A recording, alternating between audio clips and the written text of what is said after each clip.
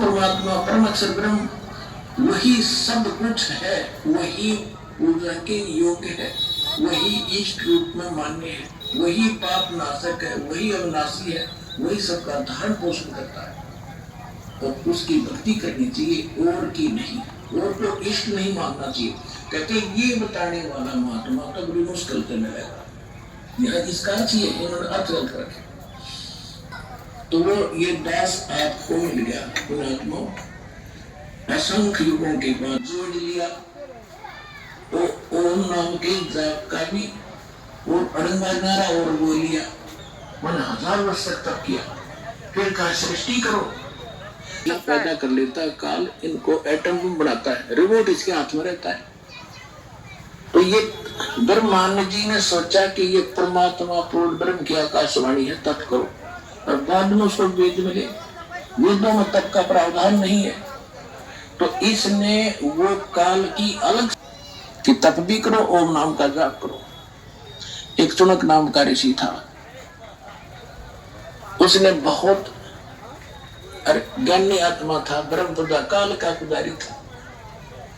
काफी वर्षों तक ओम नाम का जाप किया, तप किया, हठ योग किया, और सबको खाने के लिए आया। और जो तू ना लड़ेगा तो बीमार होगा, ये मेरा वास्तविक रूप है, मैं काल हूँ। तो घर में जाके 47-48 में कहा कर दूं, ये मेरा स्वरूप आज तक आपने तेरे अतिरिक्त पहले किसी ने नहीं देखा। और मेरी स्वरूप की प्राप्ति यानी मेरी प्राप्ति, इसके दर्शन नहीं मिल सकता, कोई नहीं कर सकता। इति सिद्धम वेदों में वर्णित से भगवान प्राप्ति नहीं है। जिस कारण से इन कबीर साहब कहते खोजत खोजत हारिया, अंत का है मेरा का। ये जो इनके साधन गलत है भगवान पाने के और देखने के, अंत में कह दिया भगवान, तो इनको भगवान मिला नहीं। ये एटम में बन गए कि सिद्धियां युक्त हो गए। जैसे अपने सृष्टि ने 7 समुद्र पी लिए, एक कला टूट गया, एक गदा बना अंडेगा। मोक्ष होगा विधिवत, इन भगवानों से नहीं होगा। इन चुनक ऋषि में इतनी सिद्धि आ गई, सारा बोलबाला हो गया। एक चक्रवर्ती राजा था, मान था। चक्रवर्ती माने जिसका पूरी पृथ्वी पर शासन हो, उसके छोटे छोटे राजा लोग उसके पराधीन होते हैं। इस प्रकार वो घोड़ा छोड़ दिया, 7 में सैनिक, अन्य घोड़ों पर सवार, वो खाली। चुनक ऋषि की कुटिया के पास से गुजरे। राजा ने जाते समय भी देखा, फिर आते समय जब सारा घूम कर आगे किसी ने घोड़ा पकड़ा नहीं, युद्ध स्वीकार किया नहीं। चुनक ऋषि ने पूछा कि कहां गए थे सैनिकों, इस घोड़े पर सवार क्यों नहीं है तुम्हारे पे? सैनिकों ने बताया कि ऋषि जी, ये मानदाता चक्रवर्ती का राजा है, इसके पंपलेट पे लिखा हुआ है, इस पर कोई बैठ नहीं सकता। इसके पंपलेट पर आगे लिखा हुआ गले में कि इस 72 करोड़ सेना उसकी जाड़ फोड़ दे हम।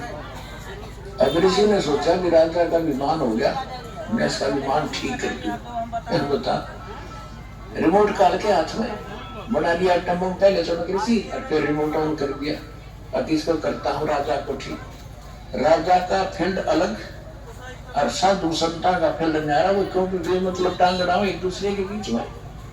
अब ऋषि ने जानबूझकर अपना ताकत दिखाने के लिए कहा कि भी इस घोड़े को मैं बांध लूं, मैंने उठ लिया तुम्हारे राजा का युद्ध स्वीकार किया, तुम्हारे राजा से मरना होगा, मैंने जाके दो उनको घोड़ा बांध दो यहीं पर। अब राज सैनिकों ने जाके बता दिया जी ऐसे ऐसी बात है, एक चुनक नाम के ऋषि ने आपका युद्ध स्वीकार कर लिया।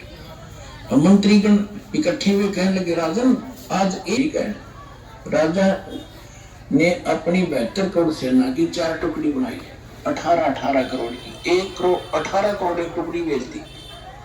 उधर से उस ऋषि ने सारे जीवन में जो डले ढोए थे वो अटपट करके सिद्धियां प्राप्त की थी, उससे 4 पुतली तैयार कर दी, एटम बम 4 बना दिए, परमाणु बम। एक परमाणु छोड़ दिया पुतली, उसने 18 करोड़ कत्लेआम कर दिया। राजा ने दूसरी सेना भेज दी, ऋषि ने 72 सोनी खा गया। वो चुनक ऋषिश्वर एक, इनको ऋषिश्वर कहा करते थे। ऋषिश और ऋषिश्वर, एक तो मुनि एक मुनिवर, उन मुनियों में श्रेष्ठ, एक मुनीश्वर, यानी मुनियों में भी,